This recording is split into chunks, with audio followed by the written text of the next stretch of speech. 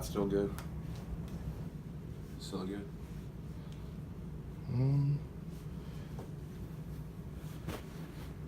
Sit up how you will be. Is it better?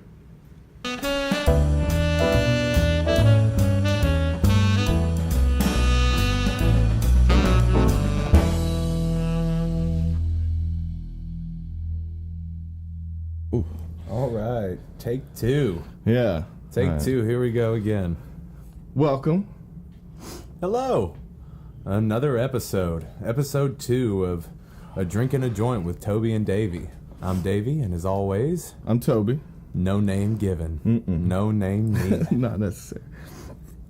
Drinking some nice, cheap, classy Andre, extra Yeah. dry. Extra champagne dry. today. That's- Early in the day, thought I'd go bubbly. Yeah, glorious. It's glorious. I'm drinking Poor Thing, a 2014 Poor Thing, and it is a very rich red. It's very robust. It is full-bodied. Would you like a sip of it? You want to give I'll it, try, give it a yeah. taste? Give it a shot? Now, this is the second go we've had at starting this today. We got a couple minutes in the first go-around, and Toby's dog, Aurora, decided Yep. she wanted to be part of the podcast. So we put a stop to that. We put a stop to her. And she is now napping with Xena, Yeah. who has provided this beautiful artwork in the Yes. background. And we will be providing links to her artwork in the description. Xena got home. Yeah. Okay. She does pseudo-visionary type art. Oh, yeah, it's very psychedelic and very yeah. visceral and bright. Yeah. Just all these It's out colors.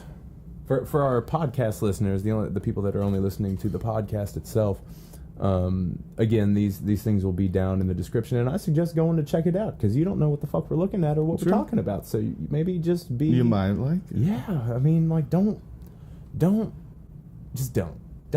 be that person. You could be the person that checks these things out. I mean, I don't want you to be a sheep. I don't want you to just do what you're told. Yeah. But Do what you're told. do what I'm telling you. Decide to make your own decision to do what people ask you to sometimes. But she's an incredible artist, and you should yeah. try to buy her shit because it's really good. Well, I lit my joint today. yeah, we have, relight these, I guess. Yeah, what are we smoking on? Banana Kush. Banana Kush. Kush, so it's an indica. Mainly indica, a little fruity. Yeah, it's a little fruity, just coming off like it. Yeah, that's nice. That's nice. So today on A Drink and a Joint, what are we talking about, Toby? California. Oh yeah, let's Our recount. times in California. Yeah. So Toby and I spent, over the years, we've spent a lot of time in California. Today, we're just really going to be going over our time spent on a medical marijuana farm in Northern California in Lake County. We're going to go over that. We're also going to go over living in Santa Cruz and a little bit of travels we went on around then. And just kind of like what led to that. And then the next episode is going to pretty much just be about Los Angeles. Yeah. So We had to fill a whole episode. This is kind of with like a two-parter California episode that kind of like we dip into Arizona and New Mexico, Yeah. but we come back to California. So it's all worth it. It's all there.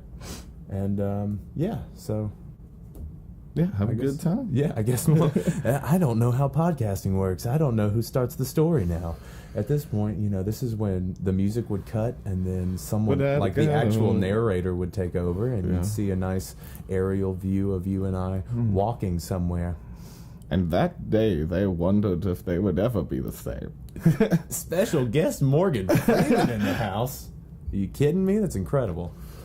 But I Okay, guess we'll start with okay, you. Yeah. Okay. Since I was the first one out there. So, let's see. I was 19. I was 19 at the time. You and I were. This was after you and I had our apartment, the Maroney Street apartment. Yeah.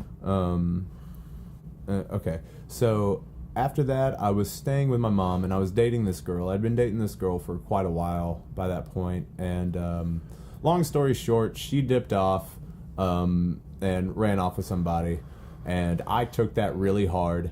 So I packed up my little shitty hippie van that we had purchased, and I started driving, and I drove it until it broke down because I was having a breakdown, and it broke down. Literally. Yeah, well. not very... I didn't get very far at all. I probably got 20 miles outside the city before the engine just blew up. So I was sitting on the side of the road, contemplating suicide. Yeah. Things were just not going well, and yeah, it happens. I'm only human. I'm fallible. We all get there. Yeah, I can mess up if I wanna. Well, when did you got in contact with our old friend, right? That was... Yeah, so I had a friend named Jacob that lives in a small town about 2 hours north of here called Jamestown, Tennessee, and it is like the size of your big toe. It is such a small little country hick town, and I stayed with him for about 2 weeks just to be able to rage scream into the woods. Because sometimes that's primal scream therapy. You need that shit sometimes. I believe in scream therapy. Oh yeah, just let out a good oh. Yeah. It's fine. It's fine. It's good. Good for you. It's good for you. Good for you. Yeah. Christopher Walken also in the house. Christopher Walken. Yeah, I know. Everyone's just visiting today. All these celebs. It's packed. You can't see, but there's everyone around the camera. Travolta, my boy. Yeah, see you in the back. So I'm at Jacob's, and I get in contact with a friend of mine, and she tells me that she's out on a farm at that point in Northern California in Lake County. It's a little bit south of Ukiah. Yeah, a little bit beautiful southeast. area. Oh, yeah. God. So she told me that he needed help out there. So my friend Jacob, he lent me enough money so I could take a Greyhound out there. First of all, a Greyhound ride to California is the worst thing. It is 5 days. 5 days on a bus. Coming from the East Coast to West Coast. It is one of the worst things ever. If you can, just fucking fly. Yeah. Or boat. Or really anything that's not extra Greyhound. You can even do a mega bus. I'd be more fine with a mega and bus. that's like a work week. You're gonna work with strangers. Sketchy strangers. Just man, it was strange. And at the time my dreads were really young, so I kept them up in a white tam. And there was this guy on the bus. He was he just kind of latched to me. At first he thought I was like a Muslim missionary. Why? Because of the tam. Yeah, okay. Because of the tam. Because he thought that's what was up. And I really, it was super strange because what it was, we got off the bus at a gas station, and we were getting some food, and I had a little bit of cash on me, and he's having trouble with his English because he's from South America, and he's like having trouble with his English, and he doesn't have enough money for like the potted meat and crackers he's trying to buy. Yeah. So and the guy behind the counter was giving him shit for not really knowing English because we were in Texas. That should be known. We were in Abilene, Texas, and if you're a deadhead, Abilene means something to you. Which it was just really cool to be there. But it's a shitty town, so don't go there. So in line there, I step up and I tell the dude he's being a jackass, and I pay for his potted meat and his crackers, and he latched right on like a baby bird to a mama. He sat right next to me, and then he told me where he was from. He told me he was from South America and that he was up here to become a pastor. He's up here to try to spread the word of the Lord. Catholic. Yeah, he was going to go to a school, but he couldn't get the scholarship to the school unless he had residence in the United States. Yeah. So it got to a point where he was asking me if he could come with me and say he lived where I was staying, and I was like, "Bro, you don't need to go on this farm." First of all, I'm going through some shit. I already just want to be left the fuck alone and get to where I'm going because I'm already in day 2.5 of a 5-day Greyhound ride, and I'm just like, I'm done for. I'm not really a person anymore.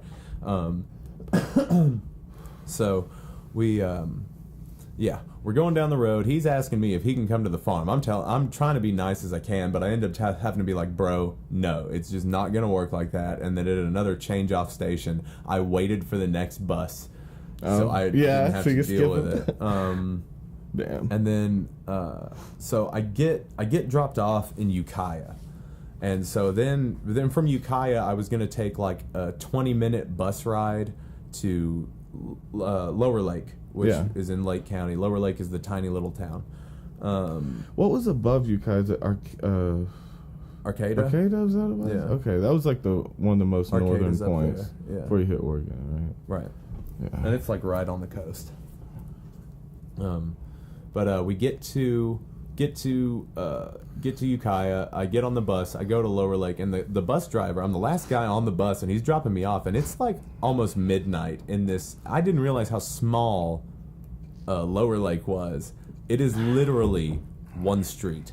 It is a main street. It is one fucking road. Yeah. And it's bullshit. There's a post office, a pawn shop, a pizza place, a bar, and then a coffee roads. shop. And then that goes off into, dirt roads. Like, there's one main Into the road. Yeah, and then everything just fucks off into these different little pustules of pot farms. Like, they were everywhere out there. But that night, I could not get a hold of my friend because in the rage of losing the woman that I was with, I broke my phone. So I didn't have a working screen on my phone, and, like, I just couldn't get in contact with our friend. And so I just sat out front of that post office, and I was like, okay, well, this is where I'm at tonight. This is just where I sleep tonight, which is fine because I'd had practice of that before when you and I were on the road beforehand. There was nights where you couldn't find a friendly folk to you couldn't find lay me down a pallet on your floor. No, okay, I will sleep outside, thank you very much. Just asking the city at that point. City, may I stay? Can I sleep here? So I'm chilling there. I'm just kind of like strumming on my guitar on this bench out in front of this post office in a small little town in California that I have no idea of. And this woman pulls up, and she's dropping off some mail. And she comes back out, and she's like, "Hey, are you okay?" I was like, "Yeah, I just got into town. I'm waiting on some friends. I'm about to do some work, and I can't get a hold of them, so I guess I'll just chill here until the morning." And she was like, "Well, do you want to go to like a hotel?" I was like, "Yeah, if you want to take me to a hotel, I'll go to a hotel for sure. I will totally pick hotel over sleeping on the street." Yes, because I still had a little bit of money. And then she was like, "Okay, I can take you, but it's like 30 miles away." I was like, "Oh, what? The closest? Okay." Yeah. I was like, "I'll pay you gas to get me there." Was she Cougar? Like, you made me wonder, like, where's this going? Yeah, well, yeah, of course, since I was young at that time. Yeah, of course. But no, it ended up being just very nice. She offered to let me stay in her guest room. And so I took that. I was like, yes, I would love to take a shower because 5 days on a Greyhound bus, motherfucker needs to shower. And I already look dirty. I don't need to just be dirty. Like, so get there. I get in. It's just a glorious queen-size bed that I got to have to myself. It was incredible. I slept for like 13 hours. I woke up. It was great. She made me a burrito. Yeah. The only thing she wanted for letting me stay there was for me to play her a song. So I played Jack Straw. Easy. Yeah, easy. Done. And then the next day she dropped me off down at that coffee shop down there on the street. And then our friend came and picked me up, and we drove down the main strip about 6 miles. It was about 6 miles, right? These winding kind of like, it's just one road. And then we got to the gate, and we pulled in, and then it was another 20 minutes on dirt roads back to our farm. It's the only way you could blindfold someone without blindfolding them. Just taking it on so many random dirt roads. Like, you remember the split in that one tree like 2 hours back? Like, oh, fuck. Oh, no, we passed you probably the couldn't goat. find it on your own, even if you'd been there quite often. Well, by the end of the summer, we definitely knew exactly where it was. Yeah. Right? Strange to be taken into that, though. Yeah. And I just remember when we first came over the crest of the hill and I saw all of those plants. Yeah. Because before that, Toby and I, we sold a little bit of weed. And we always had it on us. Like, it was never anything, like, extravagant. We were never, like, fucking narcos up in this bitch. We never But like, that how shit. old were you? Were you like 17? I was 18, something like that. Yeah, back then when we started. Yeah. But when did we get there? Like what, 19, 20? yeah, I was 19, so you would have been 20. But yeah, dude, I remember when I asked if I could run around naked in the fields the first time I saw him. I was too excited. It was it's just like all these giant fat mamas just there, just out there. And like we roll up and we come over the hill and there's just like dogs and like giant pot plants and tons of people. Yeah, there's this tiny little house. Well, at that point there weren't a whole lot of people there. I got there at pretty well the beginning. It was just our Santa Cruz guys that were there. They hadn't started harvesting yet. The vegan didn't hippies. need as many people. So just to let you guys know, we were just there trimming. We weren't, and this was a legal farm for sure. Mm-hmm. Disclaimer: legal farm. Everything was taken care of. We had cards. Yeah, at that point in the time, it was like 24 per card per acre, and so they get you get a group of people to buy land. Right, because you all have cards and you can all have 24 plants. And then they cut it down, I think, a few years later to 12. And because they're just like, okay, guys, that's okay. And you're doing too literally much. per acre too. So it was like you'd have to your own land. You would have to cut the property line and sell it to your friend without any money exchange, just to have it under a different name. Right. Okay. So it would have to be something completely. So you would have to break it up by the acre. Yeah. Insane. That's too much. Yeah. Too much work. Yeah. Very difficult. Hopefully that'll become easier over time to do. Yeah. Okay. So, anyways, there now, and I meet these beautiful vegan hippies, these crazy kids from Santa Cruz, and they're great folks. They've been really good friends to us since then. Oh man, good-hearted people. Oh yeah, just very much so. So my first 2 weeks there were spent trying to just get used to this. It was like, because I had just given up everything. I hadn't really told anybody that I left. I told Toby that I was leaving, but other than that, I didn't really tell anybody that I was gone. And I had just set out on this new little life path, which was very exciting, and also just like it was weird to go from like you go from heartbreak to being isolated in the woods, like on the other side of the country. Which was very helpful. It's Bob Dylan-esque. It helps you write. Oh, we for wrote sure. so much music. Oh my God, we wrote like 4 albums worth of music on the farm. It was easy when you were heartbroken. I had plenty of time on your hands. Right? That's where it comes from. All you artists out there, oh man, we feel for you. We're there. It's okay. Now, see, to say that isn't to say that it's hard to write in the good times. I've struggled with that idea a lot. Yeah. Whether you have to have a little bit of darkness to write. And I think maybe if you just have it in you, you have it in you when you're happy. But I don't think, I don't know. I've debated that a lot, whether happy music is even good. Because it's not from a place of pain. What is I don't this know if bullshit? This sunshine on my shoulder bullshit. And maybe some people are just happy. Maybe that's just a different type of art. What about the song "Oh Happy Day"? Oh, happy it's like a gospel soul kind of. Yeah. I mean, yeah. Okay, I like it for that reason. Okay, so okay. All right. I'm trying to finish this little guy. Now you reminded me of a story. What's that? I didn't even talk to you about, or I did talk to you about like a while ago, but you reminded me of one. So my coming out to California was very similar, oddly similar, because I also lost a girl. Yep. Also from heartache, left everything. And you were my friend that I called, and well, I was ready for it too. I was ready to have like somebody out there, like family out there, because like the guy that ran the farm, he's a local boy too. Yeah.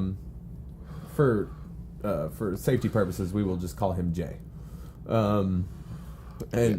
So with my first paycheck, I got my first ever smartphone. I got an iPhone, which was awesome. Yeah.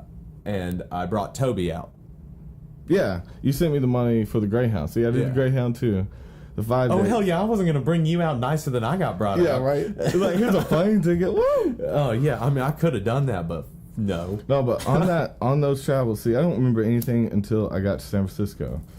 I was almost there. I was like one bus ride away. Yeah. And there's a guy on there that I've been joking with, talking with. We've been smoking joints and stuff, like getting high together. Yeah. And he was like, go to the park with me, the Golden Gate Park. Mm-hmm. And I'd never been, you know, I was excited. And he was like, we have 45 minutes. It's 15 minutes there. He's like, we just go smoke a joint and come back. That was our plan. And we get there, we start to meet people, see Hippie Hill and shit, and start hanging out. It gets a little too long. We miss the bus on the way back, the trolley or whatever on the way back. And so we get there, and the bus is gone. It doesn't, you know, there's not one till the next day. So now I'm here in San Francisco with this dude. Yep. And don't really, you know, now that it's like just me and him, I realize that we would never be friends. And you know, so it's like, oh shit, I was just hanging out with you because you were the coolest on the bus. Like, I'm in San Francisco. You are not the coolest in life right now. You were, no. And I was trying to get to you guys. I had a safe place to be, you know, and shit. And so anyway, we ended up sleeping in the park. That's what happened. We just slept in Golden Gate Park and woke up, exchanged the bus tickets. They changed the bus tickets out, and I had to sit at the bus station a few hours. But, okay, so while I was there, I met the man that I've talked to you about, which I don't know. It could be... This shit's super interesting and compelling. To religious people, it might have been the devil. To others, it might have been an alien, something extraterrestrial. Just something, I'm not sure. Not just something it wasn't benevolent. Human. Yeah, it definitely wasn't human, but it was in human skin. Yeah. And the only way I can describe him, it was, okay, so he walked up in a briefcase, really nice suit. His, not to be cliche, but his skin, I couldn't pick which origin he was, like his bone structure, his eyes, his hair, all of his features, I couldn't really place any part of the world, you know. Even his eye color, I couldn't tell you his eye color. And I looked at them directly, trying to figure it out. So was he like constantly just kind of like a subtle morph? It wasn't changing, it was just unrecognizable. Like, I couldn't tell you. He could be completely white, Mexican, Chinese. Like, he looked like a superhuman, like a future human. Right. Like the races had already mixed perfectly, you know. It was very strange. And he had a briefcase. God, that's so interesting. And he opened the briefcase, or before he opened the briefcase, he asked me if I could loan him $20. And again, this sounds so cliche because that sounds like a dead song or something. But he asked me to loan him $20, and I didn't have it. Well, I did, but I had to get to this place, you know. And he said he would loan me the idea. He had an idea, and he said he would loan it to me, and it was to smell origin. And see, maybe this was a play too. I never thought about that on his, like, not knowing where he's from. Right. Maybe he saw that. But the idea was that he could smell, I don't know, through his nose or through his eyes or just through everything, by looking and understanding a person. He could tell you where they're from just and the journey that they're on. Not particularly smelling it. Just The way he described it was smell. But it's like he did it to a few people passing first. Like a few people, he's like, she's from this part of the country, you know, told me a little bit about a small family situation. At first it was like, he's just fucking, this dude is just the, you know, charismatic trickster. Like, what is he? He's just trying to get money from me. And he did me real quick too. Told me that I was coming from Tennessee, didn't tell me where, but told me I was coming to Tennessee, told me I was coming from Heartache, told me I was going to a farm, didn't say pot farm, but he told me semi-specific things from seeing me. Of course, I had dreads and a backpack and a guitar, and like maybe and something maybe could have said, and maybe Tennessee I smelled like weed, you know, because I've been smoking weed, so he may have smelled that. There's again, the smell. But even then, he's still like a master manipulator, master manipulator. But later saw the inside of his briefcase. It was open and there was nothing in it. That's so ridiculous. It was unreal, and never saw him again. Never weirdly came back to collect or anything, or to, you know. Did you sell him something? No. Did you strike a bargain? He gave the idea to me. He fronted the idea to me. He said I had to pay him later. It was like, I'm gonna front you the idea, and it was the smell. Okay. And to smell origins, and I haven't practiced it enough. I think I've tried it a couple times, but I think it's a natural thing, you know, just to sense and take. It's snap judgments that are typically true, I think. Right. You know? It's the same thing as like John Edwards. That's what that dude does for a living, right? Yeah. But again, that's just reading people. That's just tapping into that makes you a good detective. I have no idea. See, he was too sharp to be homeless. But then again, right, San he was Francisco, wearing a suit, right? So he could, there's a way that I don't know. I really don't know anything about it. See, I left that day, later that day, and came to the farm and everything. But man, I had never cleared up that experience at all. Insane. What that is. It's so crazy. I didn't even think about that before when we talked, when we were writing down. When you said the Greyhound thing, I was like, oh, the Greyhound. I missed the bus. Right. I was like, oh shit. Do you think that he like manipulates you into forgetting it sometimes, and you're like getting back at him? I haven't even thought I saw him. Like that's how different he looked. I've never like seen someone and thought it was him. Really, which I've done with everyone. Yeah, So what was like the height? Like, could you even like put a height on him? He was taller than me, I think, but I was almost eye level. It was like he was much taller, but eye level. Like it's so fucked how I remember him. I wasn't that high. I swear I had no psychedelics that day. I just been smoking weed. Yeah. So again, I don't know. I think I don't know. I don't know what happened that day, but I'm glad that I remember that. Yeah, that's insane. Shit. Okay, so then you got there. Yeah, we're on the farm now. Yeah, we're back at the farm. I tried to run around naked. Yeah, Toby tried to run around naked. Ended up not doing it. There's too many people. There's just like so much happened at that farm. We spent 3 months. They were not raging. No, it was such a chill little hippie farm. It was cool. We met a bunch of people like from around here, which was strange. But yeah, we met some really cool people that weren't from around there, and we kind of stuck to those people. Our Santa Cruz hippies. They John were the nicest. Jess, they liked us. Kent and Emily. They all played music. They played klezmer. That's what it was. That's how we together. Klezmer, which is traditional Jewish circus music. Yeah, it's is beautiful. What klezmer is, and you need to look it up and listen to it. I'm not telling you what to do, but do it. And so 3 months on the farm. So many people, so many things. Just that being there, so when Toby was on his way to us, I went and bought us the Ritz-Carlton of tents. They even called it the Ritz on the farm, which is why I refer to it in such a manner.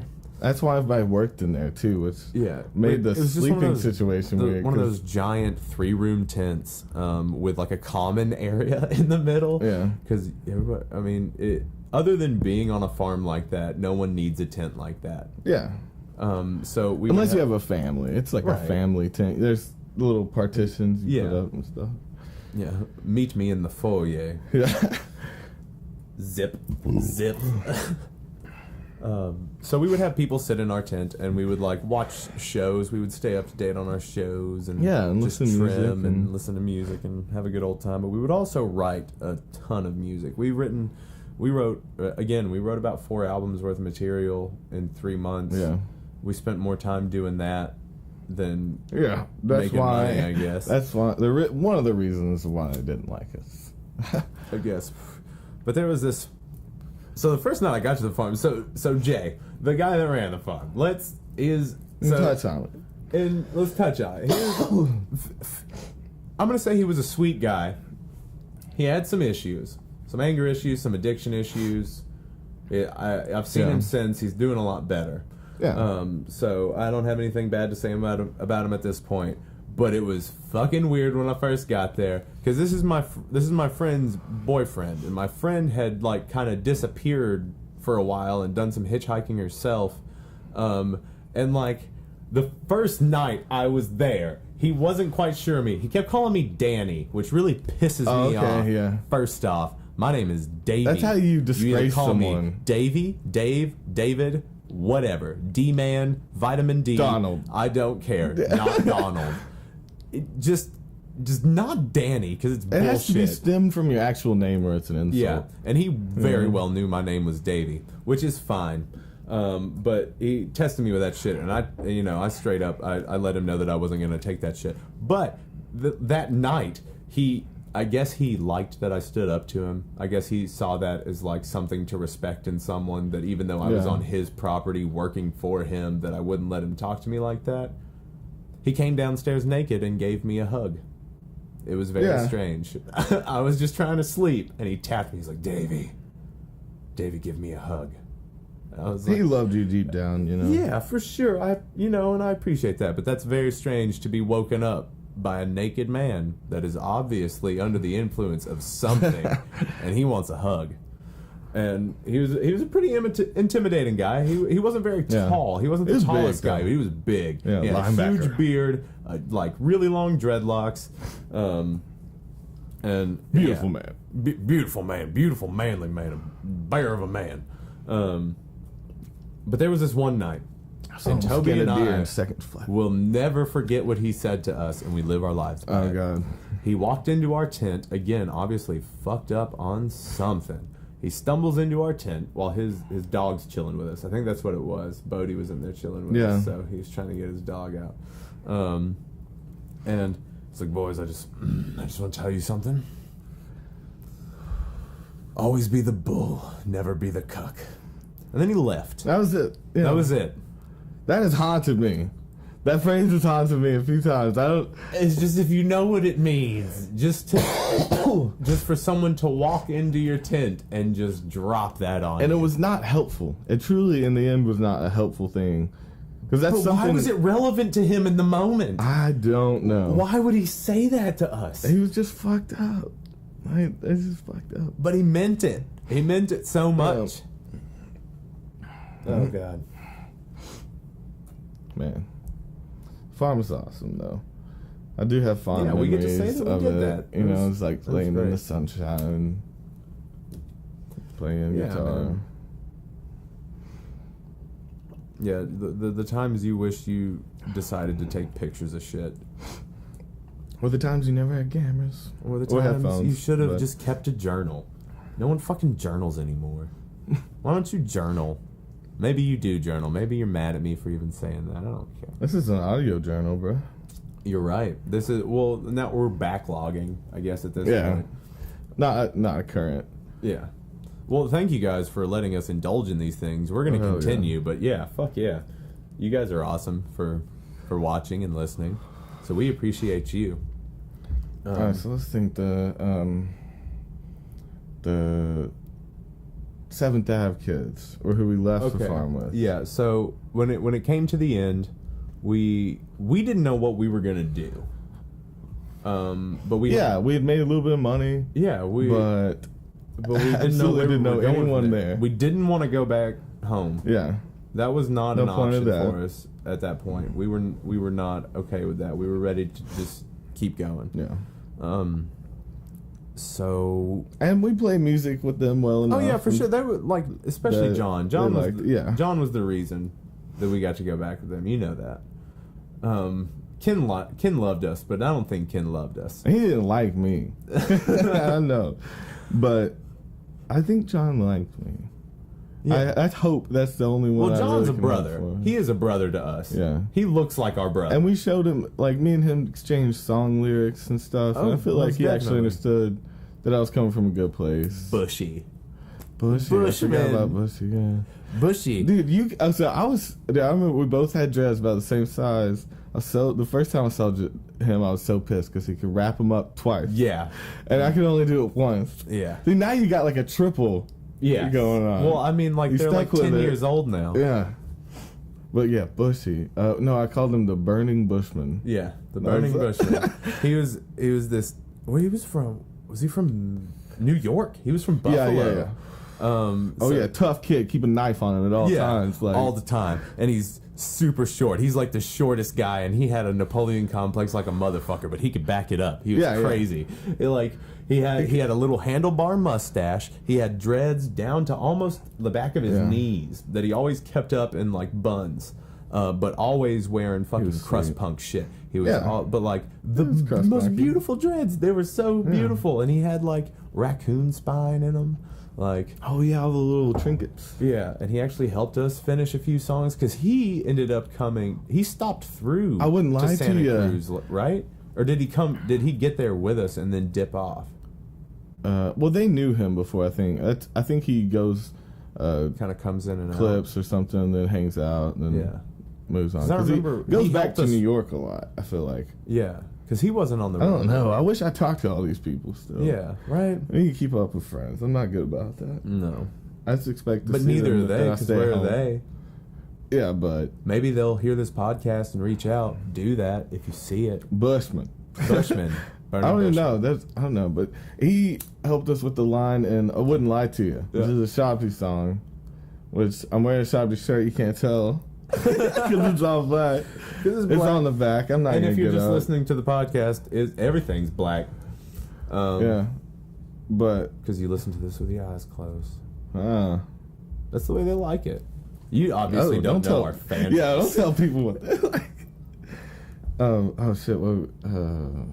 Oh yeah, I wouldn't lie to you. The line in that the high class dancer was too hot to handle. Too hot to handle for one man. Yeah, that was a Bushman line. Yeah, and we credit him. All rights reserved. Yeah, I mean, everything up until we were really struggling with that theme. You know, and I love when people come in and just like fix a theme. We were like, "What would you say here?" And he was like, "High class dancers too hot to handle for one man." Yeah, I was like, "Okay, Bushy, yeah, dang it." Right. And he didn't bite music. He didn't play an instrument. Like that's just how. That. Yeah, it helps. And then from there, it started us outsourcing for lyrics. That was the first time we ever started doing that. Rosa. So now we're in Santa Cruz, California, I guess. Yeah. We're at the 7th Ave house, which is on 7th Avenue. And it was, like 10 blocks away from the just ocean? Oh, yeah. It was like a 20-minute walk. Beautiful. And it just like the street dead ends at the ocean. And it's incredible. It was beautiful. We would busk. Yeah. We'd go out. That's kind of how... We both bought guitars with our money from the farm. We were hill rich. Mm-hmm. And as they went to the guitar shops, dropped the first thing all we had pretty much, and then we were broke with new guitars, so that was sweet, you know. And we didn't realize that we had to pay rent. Yeah, we didn't know that. We thought they just liked us. Yeah, I thought you liked the music. Yeah, but we play music to stay here. And then right before we leave, we see our names on a board that we're supposed to be paying rent, and I feel so bad because dude, I totally would have given them money. Yeah, for sure. But I just didn't know. I didn't know we were staying there officially, kind of. Yeah, I didn't know we had become roommates over, like, guys on couch. And it was like a month or something at least. But maybe more than a month. It was probably longer than a month. Yeah. I don't know. But we kind of got out of it because... we'd have, like 20 people jams in that living room, though. It's like... People on cajonas, full drum set, different woodwinds, like multiple it was guitars, magical. These fucking singers, these Santa Cruz hippies were incredible. They're just like, it's just what they did. All they did was art. It was great. They'd go do their shitty jobs, and they but split the rent. And they grow their some vegetables and a lot of food, and also I don't know. They all helped. They were perfect little community, and just in a house on a street. Yeah. And it was beautiful to be a part of that. And if any of you see this or listen to this, we thank you because that was a great experience. You're all beautiful people. And I would have paid rent if I known. Yeah, and Toby would have paid rent. And not get as drunk if I could go back. But isn't that all? Isn't that every memory for you mostly? Yeah, no. For years, I'll just go ahead and tell them. For years, I was a handful. And it was hard to take me places. That's an understatement. Like a motherfucker. That is a crazy understatement. Every time you tell me stories, I'm like, oh. Oh, is it like that? Yeah. I don't remember being like that. It's like, it kind of makes sense of why you like baby me in new situations. And I was like, why is he being like that? Like, why is he being like, we're about to meet these people. They're like, really nice. This is a really clean house. Yeah. I'm always like, what the fuck is he talking to me like that for? And then later he'll tell me stories like, oh, you don't remember that place? Like, threw some shit through a window. Yeah. Threw some shit in the window. Back hit on somebody's girlfriend. Yeah. Put it out! Out! Kick over a chair and I'm gone. Fucking, King of Mayhem. King of Mayhem. For sure.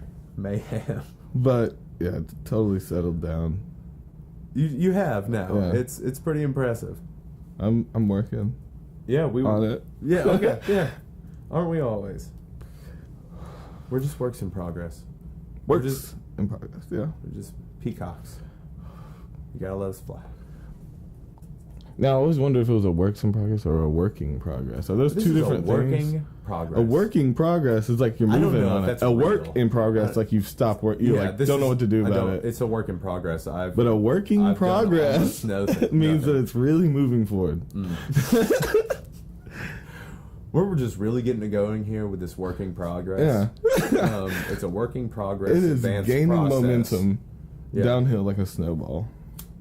Dude, we should call some business Snowball.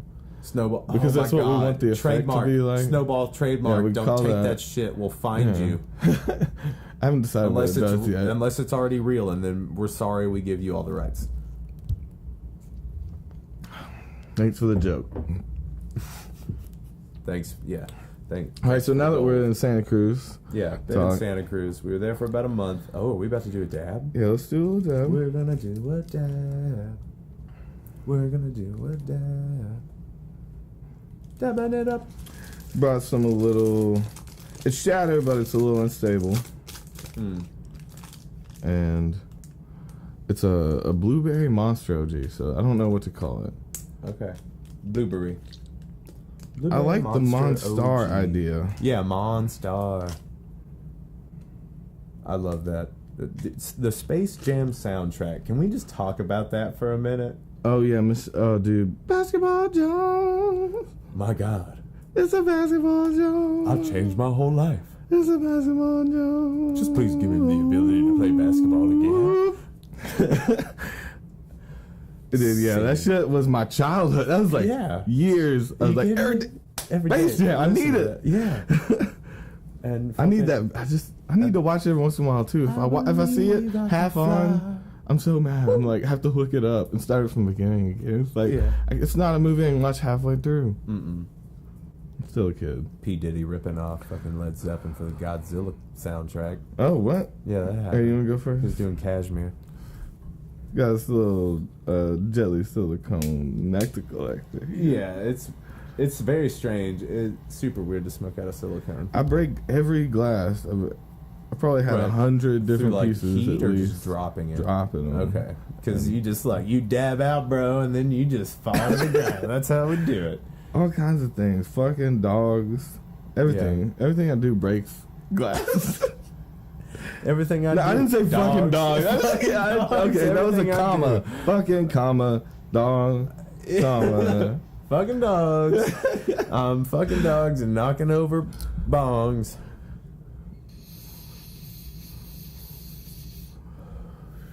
Oof. I have to be careful about this. This is going to take me a minute to recover. No. Be careful. Okay. I haven't tried this. I'm alive. I'll live. I'm going to do low heat. Why'd you give me high heat? I gave you middle. You gave me mid heat, so you're going low heat. It's like a medium rare heat. I don't know if I like that. I like my steaks raw. Oh.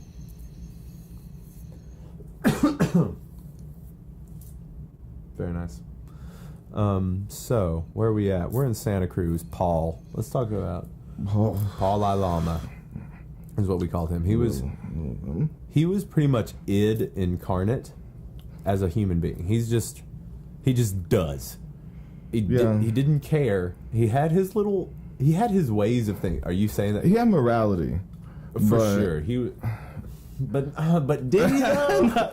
He had his own morality. Yeah, let's say that because he stuck to it. He was a free man. One of the few free men I've met in this country. I haven't really been out of this country. But everyone, see, the thing was strange to me was that it was allowed. The way he acted was allowed. Especially by the types of people that were around him. Right. There were very conscious, awake people, and they allowed him to be the misfit. Right. And it's like, that's why I clashed in there. It's like, we already got a wild card. Yeah. Like, we already one. have Paul. Yeah. We don't need, oh my God, no. So, two of them, because we conspire. And I'd be the one who's like, you want to run in the woods? Hell yeah, that's my thing. What do you mean? Let's fucking go. Hell yeah, let's take our shirts off, run to the woods. Whiskey? Bottles. Yes. We were on the same page in too many areas. Yeah. But he had the spirit trip that I was over by then. Right. I had my spirit trip 2 or 3 years earlier where it was because we hit our wearing all white. Yeah. It's just like, I don't know. But we hit our, because that came through our DMT phase, I believe. Yeah. Was that pious fucking had to show everybody everything. Yeah, because I felt like it was my job. We were kind of assholes, honestly. It came out to be that, but I swear somewhere deep down my intention was great. Because for sure. We were just something had changed me and I needed people to see it. Right, and we felt chosen to show it to people, which is where the line is. Literally leave the line. Okay. Well, fair enough. Yeah. So we had already passed that point. So we... All right. Okay. So we're... Kent and Emily have decided that they want to hit the road. They want to go out east. They want to take their big van and they want to go out east. And this is around the time when our names popped up on that board, so it was like perfect timing. They're leaving. Let's go. We shouldn't be here. We don't know anybody else in town. We were like, we can kind of start making our way back there that way. I wasn't even thinking about that yet. Well, I mean, just go somewhere else. I was still on it. Still, dude, I was on that mindset for years. Just like, I wondered about it today. I was like, how I guarantee like 95% of the nights I spent out for years and years, I slept somewhere pretty nice. Yeah. High as fuck. Yeah. And I still wonder to this day how I did that. It's like, I'm not that charismatic. Yeah. I don't know. I maybe I really put it on because I needed it or something. It's like I don't go out of my way for anything now, so it doesn't make sense to me how I could talk all these people in the sleeping room and in the house and I don't know. It worked though. We 5, definitely 6 years. we definitely brought something to the table. We brought music. We brought good company. We brought good. No, I was a entertainer, not a guest. Yeah, though was my problem for sure. But together, you were a guest and I was an entertainer, and you were as well as an entertainer, and you could help me be a guest. And I could balance you out a little bit. Yeah. That's always helps in those situations. You were the reason we could stay a lot. And because I'd be like, I'm so sorry about Toby. He just needs to sleep it off. Yeah. Do you mind? Like, we had a little shtick. We had a little thing, maybe. A sales tactic. You know, almost. The guy we lived with in L.A. called me a grifter, and I'm starting to think that maybe he was right. Well, see, if you look back now, it's not unrealistic. Like, it was it's not. There was some fuck shit. Yeah. Like, mixed up in it, so. Yep. So moving on. And we're going to now we're getting in the van. We are with Kent, we are with Emily, we are with Ryan, who is a gingered punk surfer rock kid. It's very weird style. And then you've got, what was his name? Big guy, overalls, played banjo. Maxwell Silver banjo. Oh wait. Yeah, wait. Maxie boy. Max. Yeah. So it's he was good at the banjo for real. 6 of us in that van. Kinda. Yeah. He was like just learning, but really good for just learning. For sure, he was fast. He had those fast fingers. I can't do that shit. I can finger pick okay on a guitar, but I can't do that shit so fast. I like it. So I'm gonna grab a little bit more wine. Do it. I'm about on my second bottle of champagne here. Good in a minute. God, Toby! Goodness gracious, man! I'll open that second one. Just moving on up. You're a spitfire. Okay, so we're on the road, and we're the plan at that point is to go to Quartzsite, Arizona for the gym show, and we're headed there. We go down through San Diego. Toby and I are having arguments because the people in the van aren't happy with Toby, and I'm not happy with Toby because he's about to get us kicked out of the van. Yeah, and also because not Toby, liking me. Yeah, and Toby also didn't really want to. I forget why. Okay, so I was about to ditch everybody in San Diego, and I think it was because I think you didn't want to go busk when we had the opportunity, so we could pitch in money, or something like that. I was like, we have an opportunity to go make some money, and you were like, no. And I was like, pretty please, can we go make some money? And you were like, no. Dude, I was going through such a trip too. It's just like, I don't know. I'd done that enough, and I was like, no, I play inside. I'm gonna do something like that. I'm not just gonna new city. No. Yeah. I'm coming in this new city different, or not at all. So I stormed off and just kind of disappeared, and Kent didn't give a shit about what we were doing. Yeah. They wanted us out. Yeah, almost immediately. It seemed they told you could stay. Yeah, and you were bro. Yeah, and you're like, well, I'm not gonna leave my friend. I forget. Bye, San Diego. Yeah, and there was Paul's house. You remember when we went to Paul's parents' house? Yes. So we're on our way out of California, and we Santa Barbara, wasn't it? I think so. Yeah. No. It starts with a Q. I thought. I don't remember, but yeah. I don't know. Yeah, it's close to Santa Rosa. We get there, and Paul's mom is the sweetest angel of a woman you could ever hope to meet. See, another way I related with Paul, too. Yeah, because your mother is also a very sweet angel of a mother. We're just lashing out. Just the worst. Yeah. But yeah, she's so sweet, and he had siblings there, too. Siblings or cousins or something staying there too. You remember? Those were little sisters. Little sisters? Yeah. Okay. They were little sisters. And Paul he decided went crazy. that I don't know what the fuck happened to him, but that night he just decided that he was going to smash the TV because technology was just too bad. And this was after earlier in that day we went to the beach. And he kind of claimed Toby's favorite tapestry. Oh, yeah. Because he got naked and wrapped it around himself. And I yelled at him so much. I was so mad. You were so mad. I just got that. It was like one of my few new things. Yeah. Come on. And he had just claimed it with his sweaty balls. He's like, here, you can have that. No. I don't want that. You have to wash it and burn it or something. Wash it, then burn it. Give it back to me. In ashes. Damn. Yeah, that was upsetting. And upsetting day at the beach, were already too. Like, why can't you have a nice day? It's the beach. Yeah. That was the day we also met dude from fucking... Lord the Dogtown. Yeah. What's his name? Jay something. I don't even remember. Yeah, so we met Jay something. Left out with his hot-ass girlfriend about to surf. God. Yeah. And he said he liked the music we were playing on the beach, which was cool. Sure. But fuck you, bro. Sure. You told him to take it sleazy, which I like. Yeah, that's fun. Take it sleazy. It's fun for me. Mm-hmm. That was a good part of the beach, I guess. Yeah, that was the best part of the beach. But Paul ruined my beach day. And he also shaved his head around that time. Yeah, so Paul just kind of went off the hinge. That was also around the time where he just kept watching the Fantastic Mr. Fox over and over again. You remember me telling about that, too? He kept starting it to this one part, and he wouldn't even let me fucking finish the video. I do remember that. That was infuriating. For like a few days, Paul just kept... It just a and he wouldn't watch the whole thing. He would watch it till a certain part. Yeah. And I'd look at him like, about to fucking hit it. It's like, if you hit it back, and he'd look like,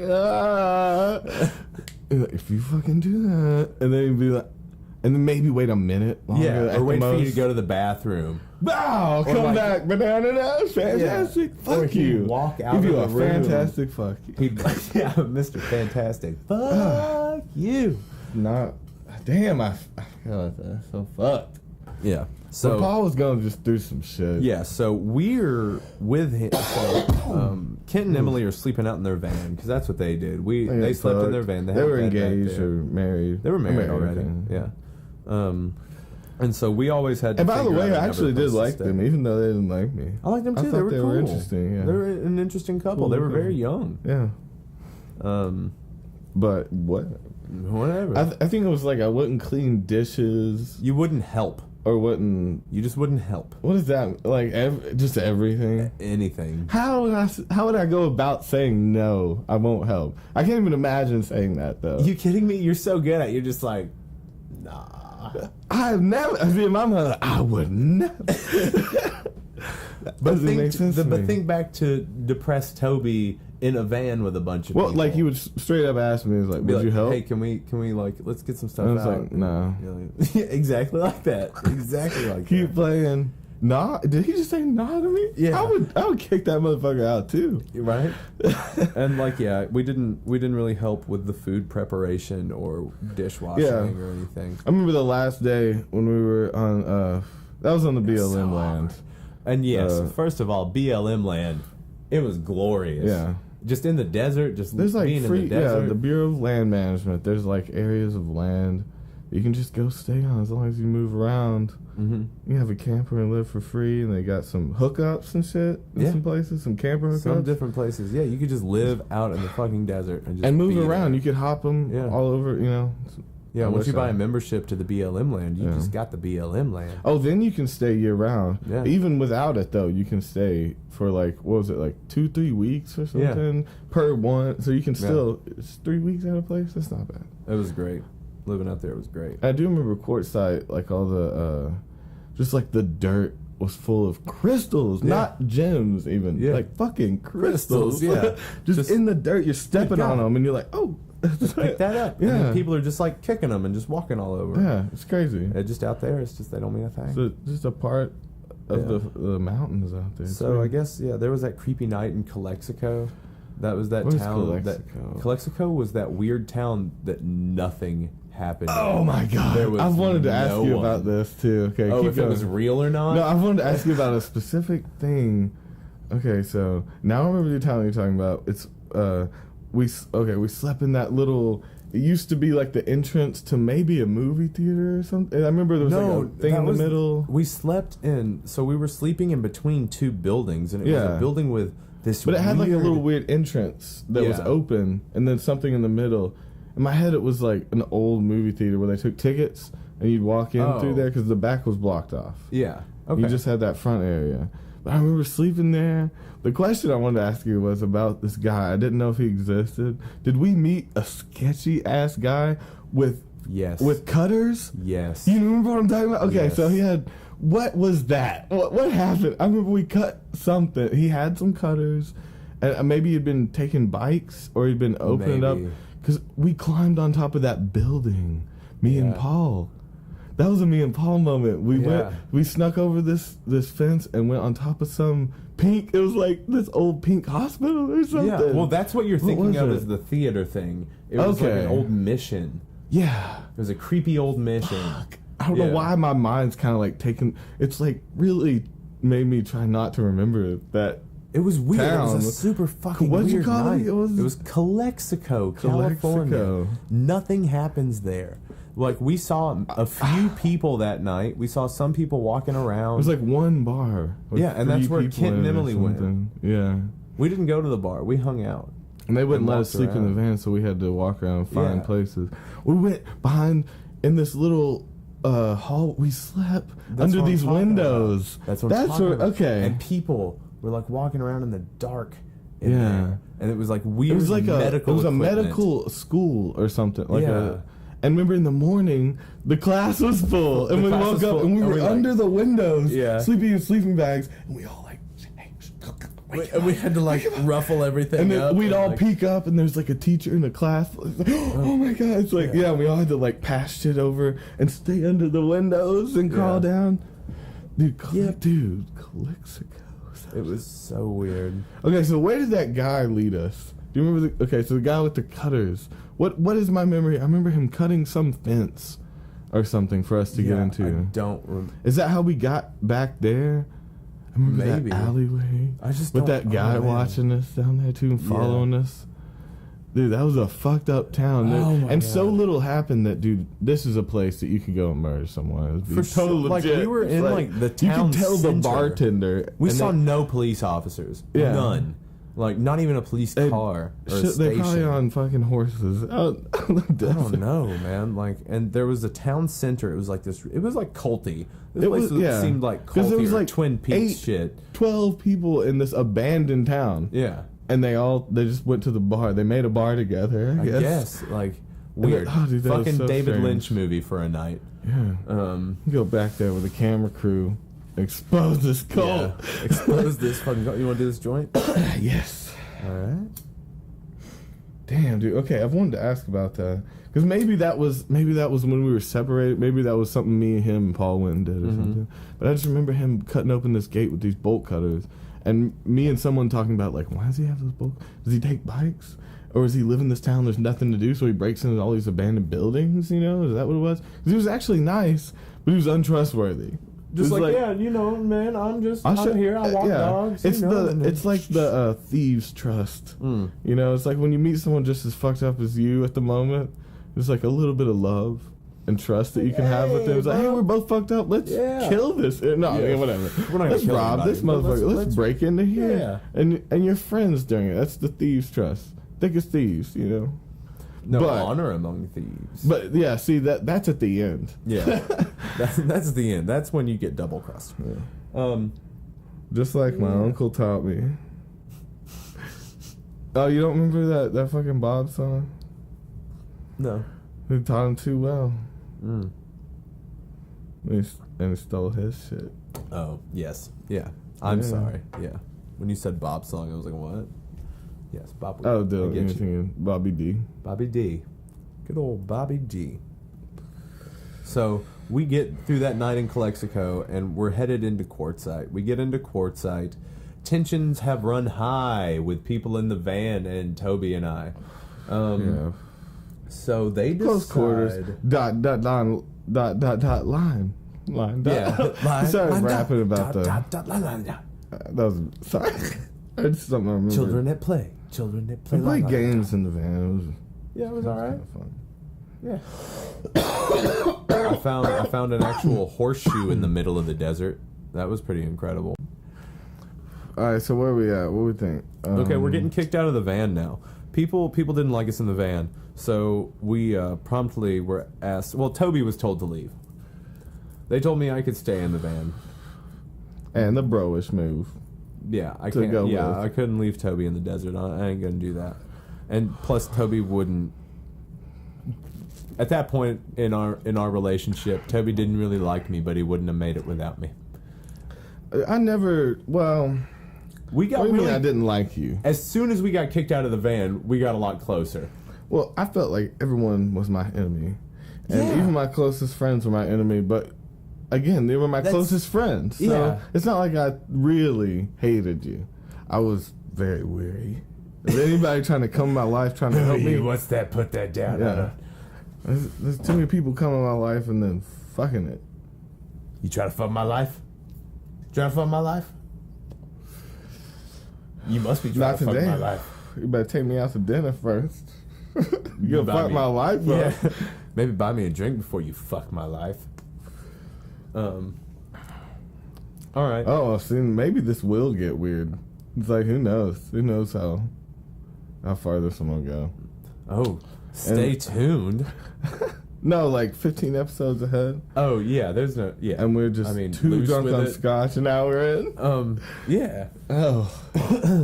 You want to hear the real stuff. I'll tell you the real stuff. I'll tell you what's real. A man.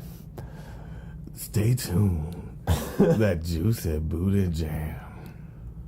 Toby and I are now going to go into our I want some juicy booty. R&B DJ voices. Listen to the mellow sounds of the rain. 96 point go to hell. 105 point fuck you. Okay. So we've been kicked out of the van, and that kind of sucked. So Toby got kicked out. I said, no, not my bro. Standing on the side of the street, a kind of nice street. Well, so we didn't have really any money, per se, because there's not really a whole lot of busking to do in Quartzsite, Arizona during the gym show. People are there for crystals. They ain't we got kicked out. Wait, did we play? We played on the beach to the sun before we got kicked out? Yeah. I thought that was that. I did. I remember that, playing to the sunset on the fucking beach. Like that was still Santa Cruz. That was in San Diego. In San Diego. Okay, yeah. Then that was after you and I had made up from arguing, and you were like, "Okay, Davvy, I will play some music at the beach," and we cleaned up. We made some good money that day because nobody else was out there doing it. Yeah.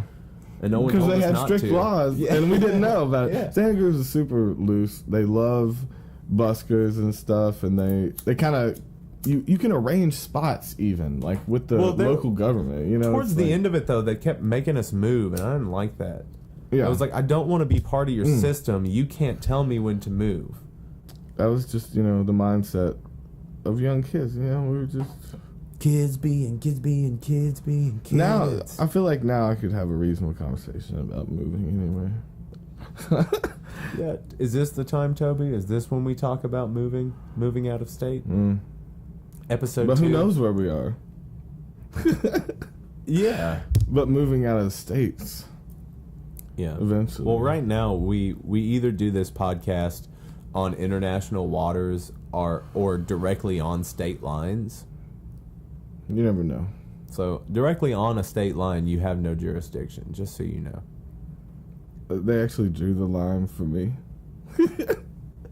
It's called the Tobe line. The Tobe line. It's similar to the Toblerone, but it's not shocking. Or the tectobular plates. Oh, that is a damn new one. I like that. Damn new. Damn new. Brand new. Oh, God, that's damn new. That's damn near new. Now it's damn near new. That is damn near new to me, boy. That is nice. Oh, man. Ooh-wee. Okay, let me think. So we're hitchhiking at this point. We have set out to walk. We have set out to take a jaunt. And we are... They've just gone past us. They didn't even look back at us. No Paul out the back window like a lost puppy waving at us. I remember the last thing he traded us the big ass tent that you got. Yeah. The fucking Ritz tent. Yeah. For a ripped $20 bill. A ripped in half $20 bill. Because he ripped his money in half, so it would take him longer to find the other half, so he could fucking spend it over a period of time. What a fucking crazy motherfucker. Okay, so I don't spend all my money so fast. I'm going to just rip them all in half. I'm going to rip them all in half. I can't find the right serial numbers quickly, so and I keep them all in a Ziploc bag. And before I open it up, I jiggle it. Even in front of my friends who have just sold me their tent, I still jiggle it to shake them up. So it's make sure harder. These two halves match up. Yeah. And that was like, what, $120, $140 tent or something like that? Yes, it was, Toby. Yes, it was. It was an expensive ass tent. And he gave her ripped in half $20 bill. So then we bought a pack of rolling tobacco, and we bought some pastries on our California food stamps. Shout out to California food stamps, feeding the homeless hippies forever. Taking care of hippies. EBT. Okay, trademark. We also do jingles, so hit us up. If you need a jingle, you got a law firm that's kind of boring. You got a jingle. You want a new take on breast cancer. You got a jingle.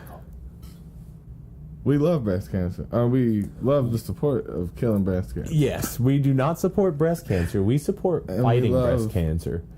Yeah, we love to fight. We fight. We fight everything. Yes. Oh man. Okay, so I will fight the urge to continue. Oh, okay. We got picked up. We got picked up by friends. Wait, you're jumping way ahead in this. Well, you're missing the hitchhiking part. So again, they pass us right up, and we start walking down the interstate there, Interstate 10.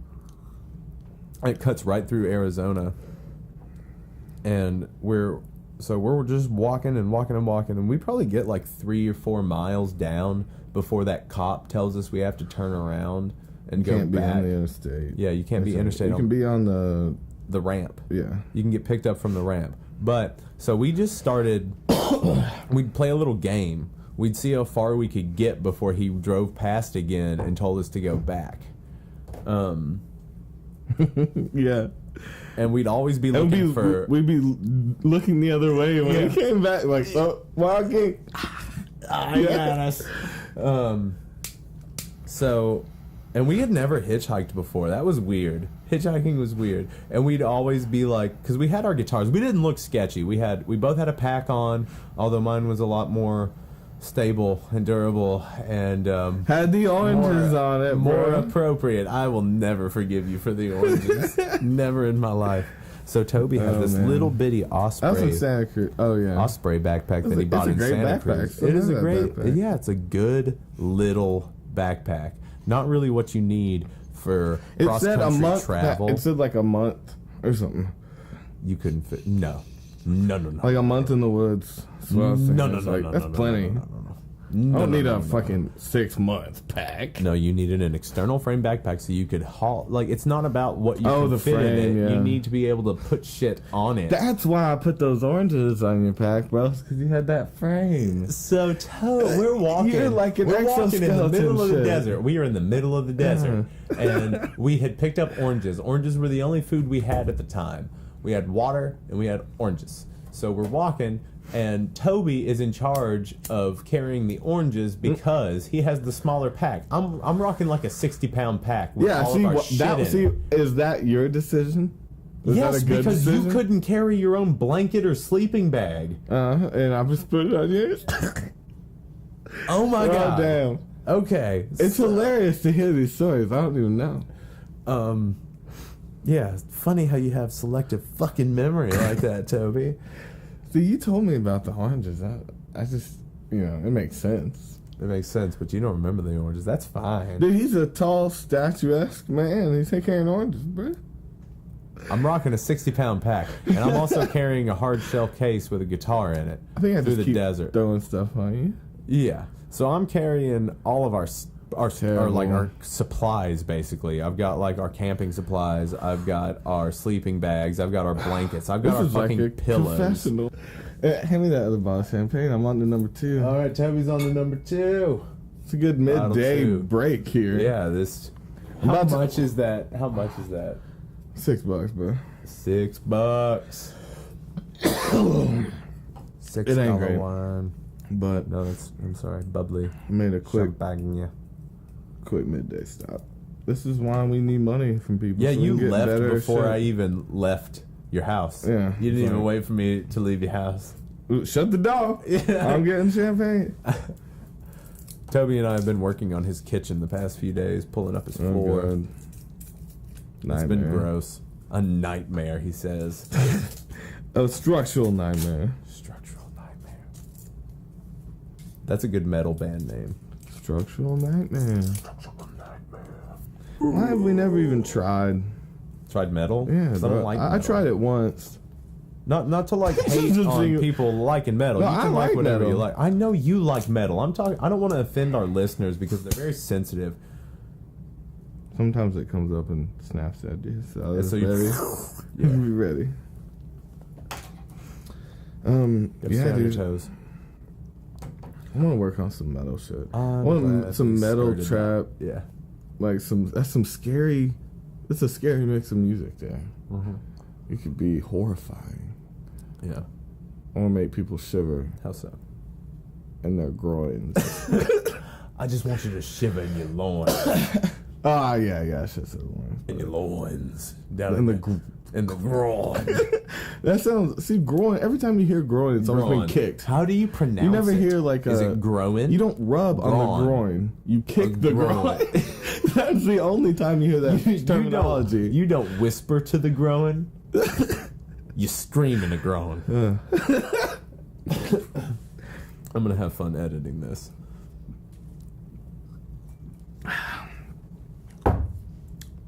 Dose. Huh?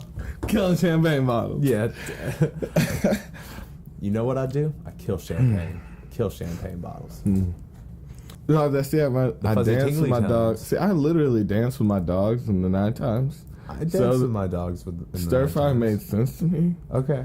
Because she always, that's why she's coming up. She's like ready to dance. I dance with them. Dancing with my dogs in the moonlight. It made sense. In the night. In the moonlight.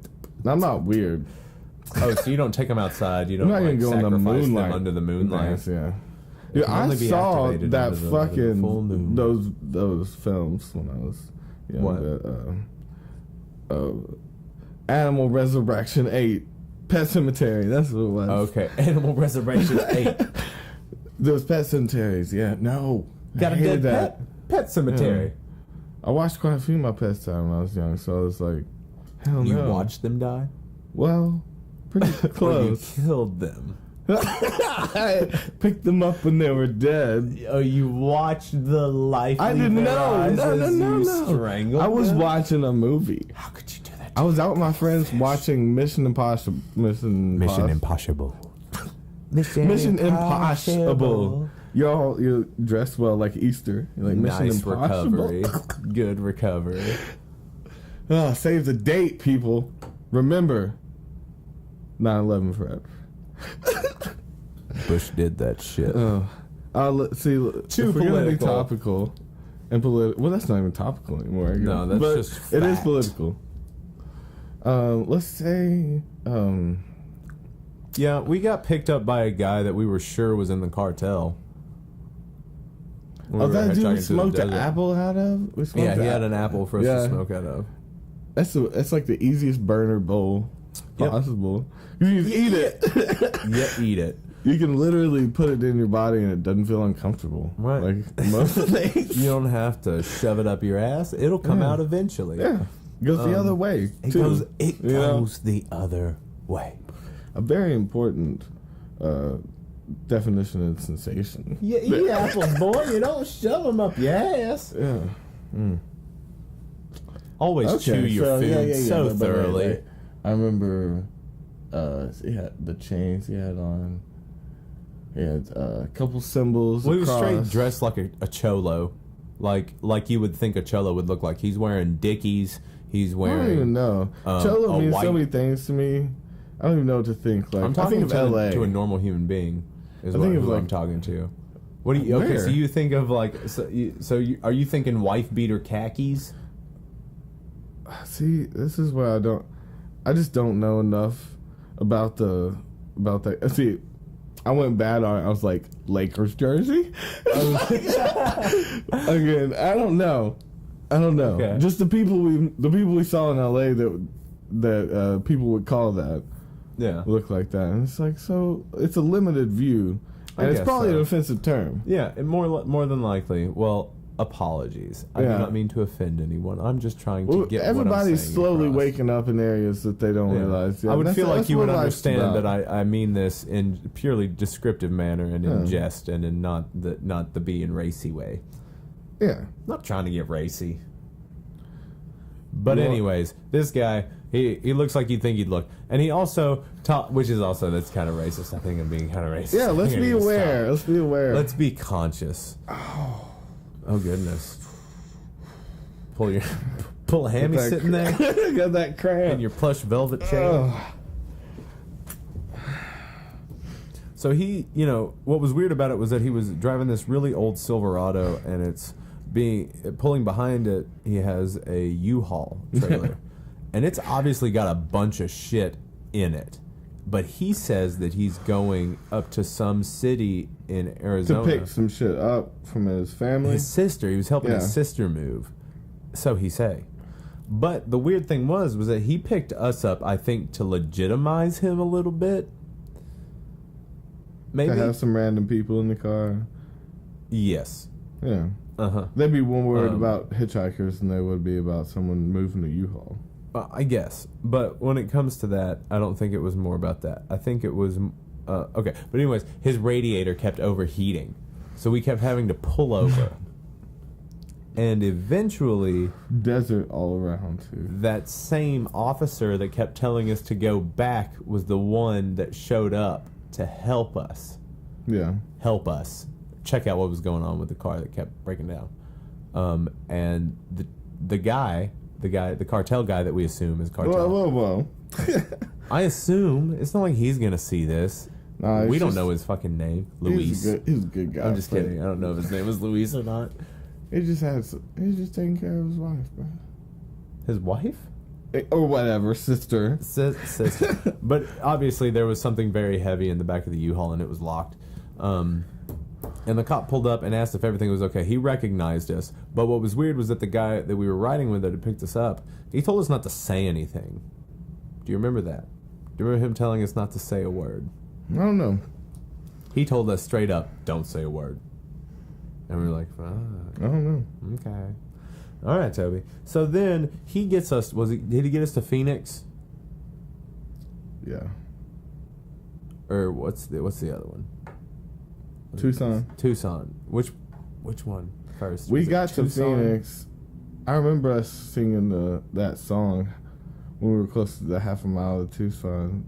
That was because, of course. But so then we got to Tucson. He got us to Tucson, and then we got to Phoenix. Or is Phoenix? I think Phoenix is in the middle. Tucson's in between. Tucson's in between Phoenix and where we were. Yeah, it's close to Texas, and close to Mexico. I mean. Tucson is. I think. Okay, I'm not a geography major. Well, no, because I think it was Tucson. Because we stayed with Colleen in Phoenix, and that's where they came and got us from, right? Or was that Tucson? I thought it was the other way around. Yeah. Maybe it's the other way around. I'm sorry, guys. I'm trying to figure this out. That state, those cities. Yeah, that happened, but... She's cool, I remember her. Yeah, Colleen was cool. We met her on the farm. She let us stay in her living room for a night. That was cool. But when we got to one of those places, the one in the middle, whichever one, Tucson or Phoenix, take your pick. Which one's right? Dunno. Here we go. Here's a map. Yeah, so we got dropped off at this gas station until we were like, okay, our food stamps just got refilled, so we're going to get some stuff on food stamps until they catch that we're out of state and then cut them off. Which they just thought we were on vacation for like a while. We told them we were on vacation, and that's why we were buying stuff out of state. Suckers. I don't see how those transferred over even, but they can tell where you're buying stuff from. I don't know how they worked there. How they would work out of state? Yeah. But they did. Yeah. So we buy some snacks, and then we're chilling outside of this gas station. I like that they check your fruits, and they don't check drugs in your car when you leave California. Yeah. And it's when you enter California. Okay. They don't check. They don't check for drugs. They don't ask for guns in the border. Yeah. They ask for fruits and vegetables because of the pesticides. Right. They're used in different states that aren't allowed in California. I really like that because, like, I don't know. I remember crossing over one time with people that had fruits and vegetables. Yeah. And pot. Right. And it was like, oh shit, I'm sorry. Here's our fruits and vegetables. Bye. Yeah. There's something special about that. It's like, are you sure you didn't bring pesticides into here? Oh, the pot's fine. Oh, the pot's Just fine. make sure nothing sprayed. No. We don't give a shit about the drugs. Bring the drugs. I like drugs. But what I don't like pesticides is on my pesticides on my veggies and my fruitsies. You understand? Boy? Oh. Like tomatoes. Yeah. I'm sorry. I was just trying to make some sauce. So we have to do one of these on beanbags. Oh, yeah. Get so laid out. We're trying to figure out what's going to be the best setup for us. We like should this. Change it up all the time. And you think all the time? Not all the time, but... What do you guys think? Let us know. Like, give us a setting. What would you like our setting to be? Should we get a green screen and make it a castle? Or should we just space? Get a castle? You should just send us a castle. Send us a castle.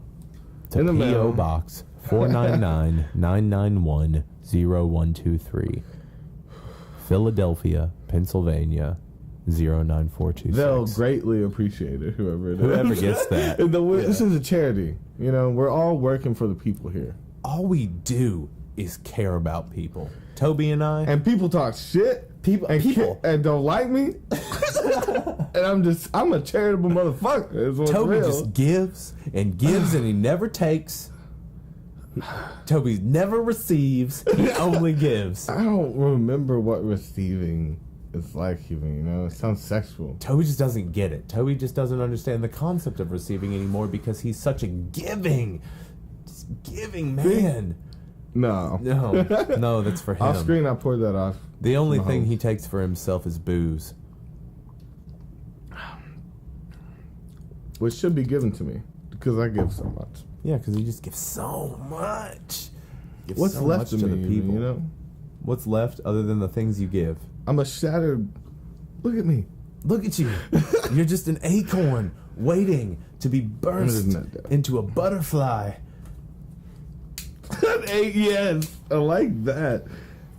I'm a transgender acorn that thinks it's a butterfly on the inside. So Or I'm are you triple trans. Or are you a trans... No, we don't need to do this. This is bad. I'm an alien in a human body territory.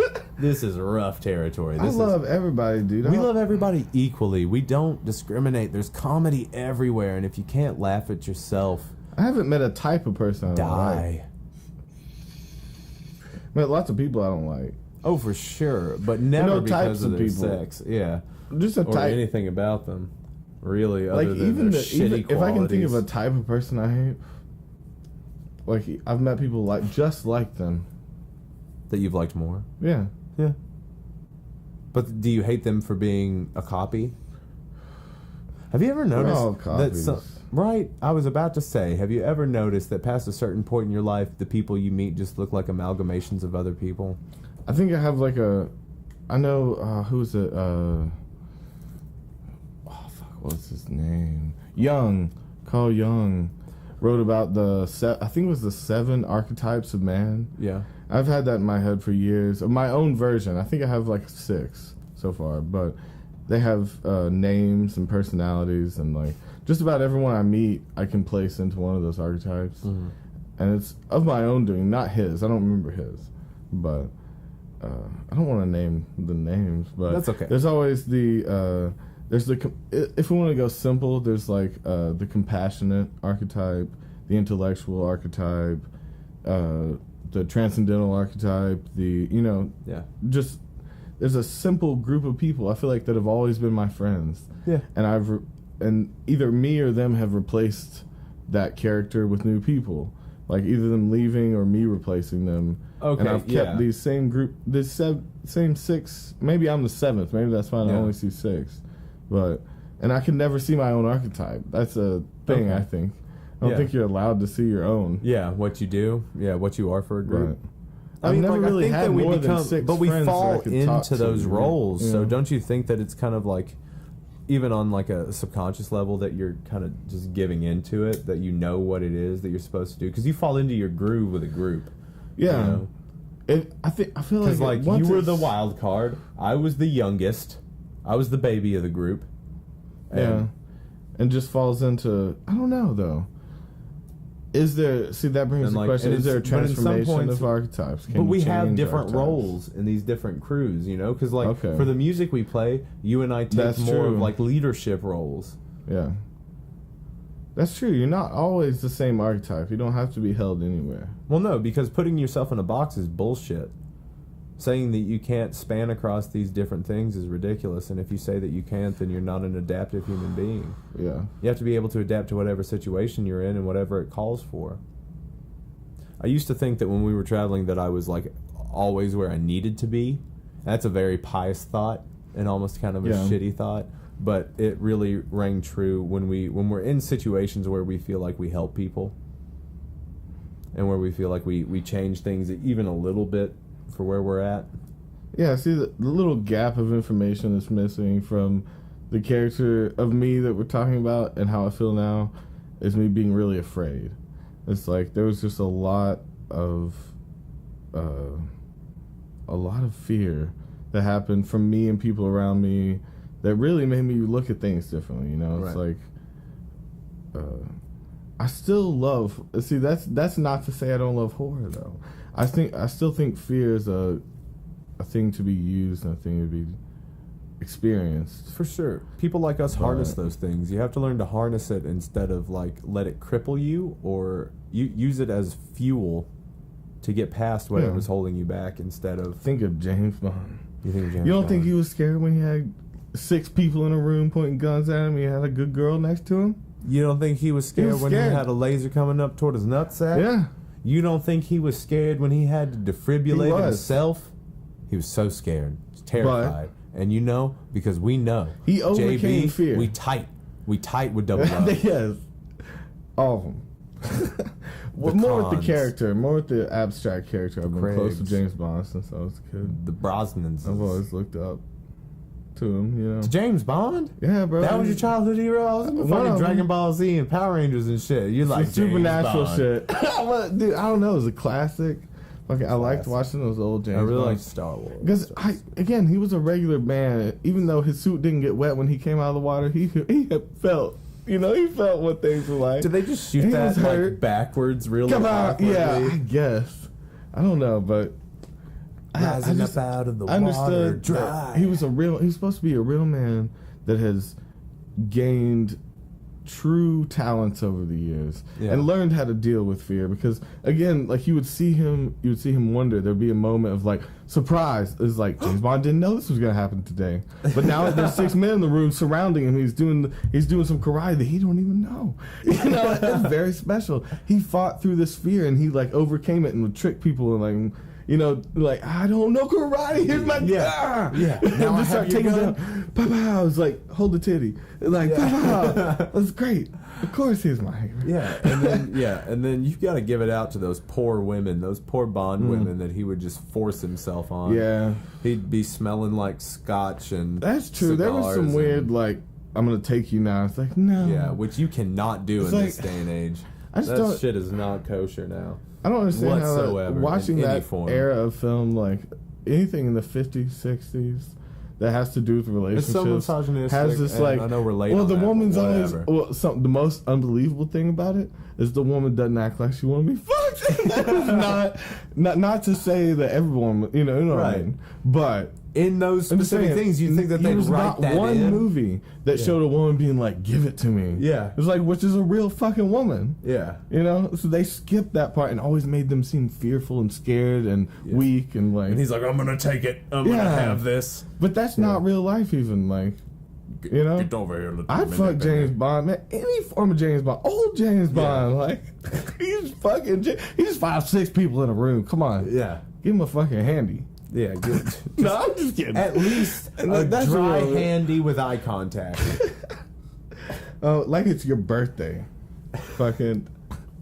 Oh, that was a half-ass fucking Breaking Bad reference. Okay. Oh, is that like a Walter White birthday gift? Oh yeah. Okay. Just a limp-wristed. An under-the-table handy can be exciting and very distasteful. Yes. Depending on who's sitting at the table. Also, setting is everything. Yeah. Setting is everything. Now, learning to set the table. Where do we set, where's that little ass spoon that's never used supposed to be set? No, we can just talk about proper table etiquette. Is that for breaking open oysters or something? Yes, it is an oyster spoon. No, but use a cracker. There's like a little pry bar your thing. Your crackers are off to the side of the plate, Toby. What's those little ass spoons for? Those little ass spoons. Those little ass spoons have a name, Toby. It's not your food spoon that you spin your salad or you spin your spaghetti in pasta on. Very different. We're talking about your soup spoon, which is much wider. It's that little ass spoon. What the hell is that supposed to be used for? It's a Baskin Robbins style. Okay, so we're talking about sample spoons. Yeah, but it's right there. Could be for your coffee. Or your cocktail for your shrimp cocktail. Oh, pour a little sauce. I don't know what restaurant we're in because you're talking about pasta and seafood at the same time, and I don't know where we're at. We're at Mike's All You Can Fucking Eat. Okay, I don't want to eat seafood from there. No, thank you. Oh, have you never been to that place? It's in Florida. Yeah. It's like Mike's. Yeah, I've been. You know what I'm talking about? I've been there to that place in Florida that has Mike in the name. Okay. It's like Mike's Crab Lobster Fest. Okay.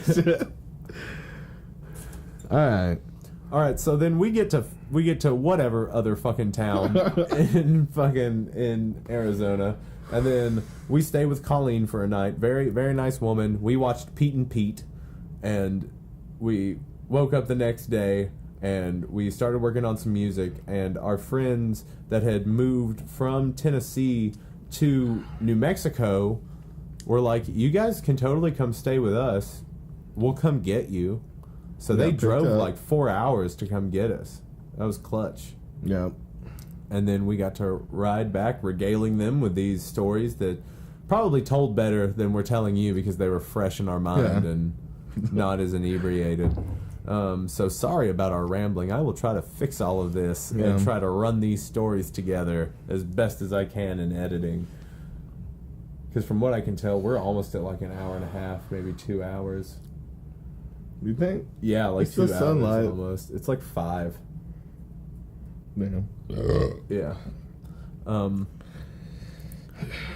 So naturally, we gotta end it naturally. We're gonna end it so naturally. So what our plan is so we're in Las Cruces, New Mexico now, and we're staying with our friends, and that's where we're gonna leave it for today. Yeah. So next week we're gonna go over us going from Las Cruces and getting to Los Angeles. So hopefully you guys look forward to that, and then after that we're probably gonna start doing topics.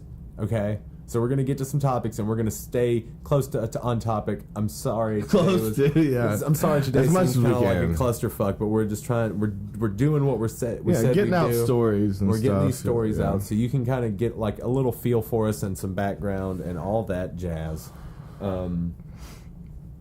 We love you guys. This has been a lot of fun. Yeah. Let's do some plugs, I guess.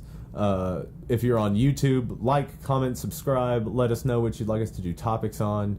Let us know your feedback. If you hate us, just comment, because even then, comments are comments. They still get counted. I don't give a shit.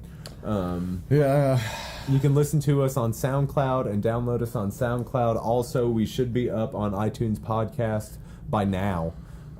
So give us a good review over there. Please don't be mean. We're not being mean. Don't be mean. But if you have to be mean, be funny. We can take some mean. Yeah.